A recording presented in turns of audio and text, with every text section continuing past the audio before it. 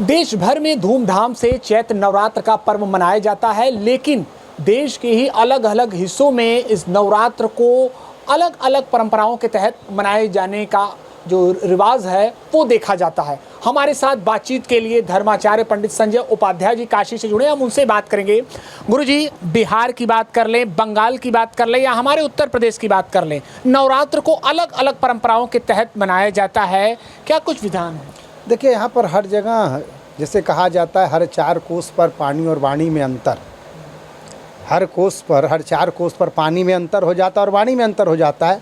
उसी प्रकार से उत्तर भारत में जिस प्रकार से नवरात्र मनाया जाता है, उस प्रकार से बंगाल में भिन्न प्रकार से मनाया जाता है। उसी प्रकार से आप बिहार में आइए और खास करके मैथिल समाज में वहाँ भिन्न प्रकार से मनाया जाता है।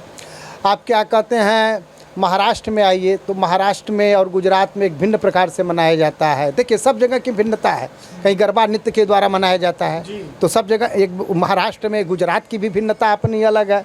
उसी प्रकार दक्षिण भारत में की भिन्नता अलग है। दक्षिण भारत में भी अलग परंपरा से मनाया जाता है। तो सबसे बड़ी यही भिन्नता इनके कारण है। तो सबसे बड़ा जो कारण है, जैसे अगर हम दक्षिण भारत में चले तो दक्षिण भारत में जात वेद दुर्गा है, यहाँ पर जात वेद दुर्गा नहीं है। ठीक है, यहाँ पर दूसरे प्रकार की दुर्गा है। अच्छा, दूसरी, अब बंगाल में अगर हम चलते हैं तो बंगाल में दुर्गा यही है, नौ दुर्गा यही है, लेकिन पूजन पद्धति में अंतर है। पूजन पद्धति उनका तांत्रिक विधान द्वारा, दुर्गा सप्तशती के मंत्रों के द्वारा षोडशोपचार पूजन का विधान है। और उनके यहाँ बोधन का कुछ अलग विधान है। षष्ठी को बोधन करते हैं, ठीक है, बिल्वपत्र में बोधन करते हैं, बहुत सी चीज़ें हैं। तो एक ये भिन्नता है। हम आते हैं बिहार की तरफ, बंगाल से हम बिहार की तरफ आते हैं तो बिहार में जो बोधन होता है वहाँ पर नरसिंह काली है। तो नरसिंह काली होने से वहाँ पर उनके बोधन की पद्धति अलग हो जाती है। वहाँ बिना मांस के भोग नहीं लगता उनके यहाँ, ये भी उनके पता है। अब वहाँ से अगर हम चल कर आकर उत्तर प्रदेश में अपने आते हैं तो हमारे यहाँ प्रतिपदा से ही जो है, प्रतिपदा से लेकर नवमी तक जो है नौ दुर्गा का रूप मान करके यहाँ पर वैदिक परंपरा से, हमारे यहाँ कोई तांत्रिक परंपरा नहीं है।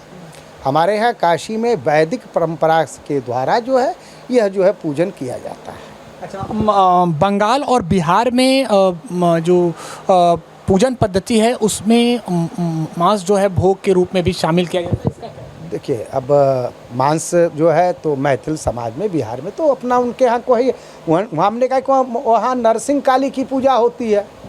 वहाँ नरसिंह काली, उनके यहाँ कोई भी महत्वपूर्ण कार्य होता है बिना मछली या उसके जो है नहीं होता है। उसी प्रकार क्योंकि वह इलाका फिर बंगाल को ही टच करते हुए निकल रहा है ना, तो ये परंपरा वहीं, उसको देखने की बहुत भिन्नता उसमें देखने होगी। आप वहीं से अगर दर्शन देखना होगा तो वहाँ पर सिर्फ काली हैं। काली जैसे ही बंगाल में प्रवेश करती हैं तो नरसिंह काली का रूप ले लेती हैं। जैसे ही यूपी में आती हैं यहाँ भैरव हो जाते हैं। आप यह देखिए, वहाँ भैरव नहीं है।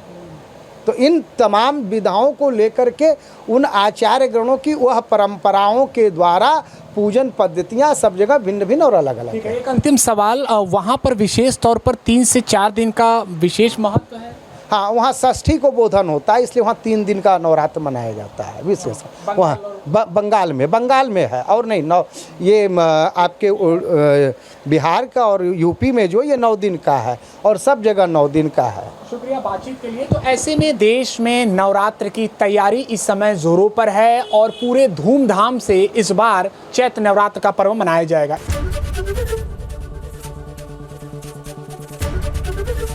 एबीपी गंगा, खबर आपकी, जुबान आपकी।